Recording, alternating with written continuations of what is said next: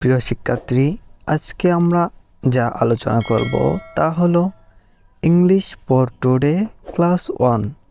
যারা আমাদের ক্লাস 1-এর শিক্ষার্থী আছো তাদের জন্য আজকের এই ক্লাসটি। তাহলে আজকের ক্লাসটি শুরু করা যাক। আজকে আমরা যে টপিকটি আলোচনা করব সেটা হচ্ছে, এখানে লেখা আছে দেখুন, কন্টেন্টস। 1 নাম্বার আছে কি, unit 1, greetings, free writing and alphabet song. Page number হলো 2। আমরা আজকে ইউনিট 1 গ্রেটিংস নিয়ে আলোচনা করব।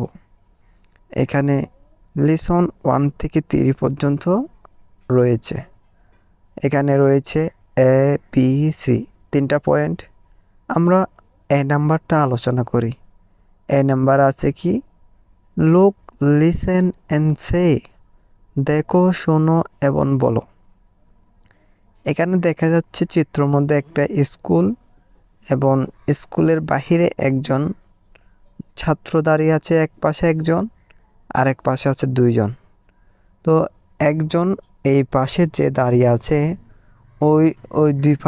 ওই পাশের 2 জন যারা আছে তাদেরকে সম্বোধন করতেছে।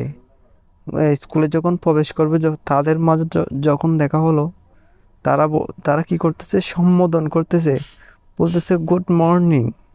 গুড মর্নিং অর্থ হলো শুভ সকাল।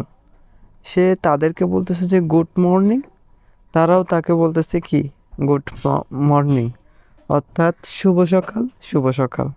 অর্থাৎ সকালবেলার যে শব্দটি দিয়ে আমরা সম্বোধন করে থাকি ওটা হচ্ছে কি গুড মর্নিং।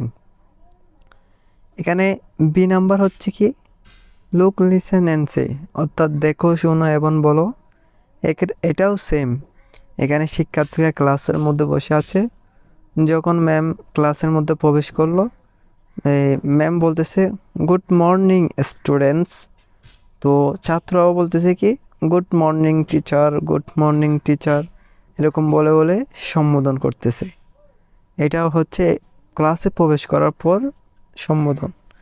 আর একটা হচ্ছে দেখো, এখানে সি নাম্বার হচ্ছে লিসেন, সে অ্যান্ড ডু, অর্থাৎ শোনো, বলো এবং করো।